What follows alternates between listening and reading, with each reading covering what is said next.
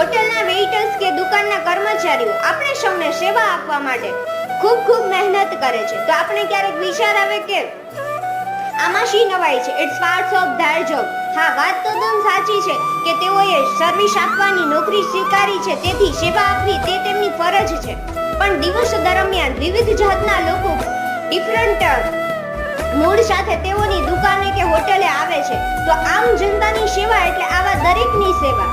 એમાંના અમુક ઝઘડો કરી બેસનાર, તો અમુક કૃતજ્ઞતા વ્યક્ત ન કરનાર, બધાનો સમાવેશ થાય છે. તો આજ પછી તમને જે કોઈ પણ સેવા આપે છે તો તમે એટલું યાદ રાખજો કે તે કોઈ માનો લાડલો દીકરો, પિતાના આંખનું રતન, ભાઈ બહેનનો લાડલો ભાઈ, 2 કે 3 બાળકોનો બાપ, પોતાની જીવન સખી કે સાથીને છોડીને તમને સેવા આપવામાં પોતાની જાન રેડી રહ્યો છે, તેને શું તમારી કૃતજ્ઞતા કે દયાનો હક નથી?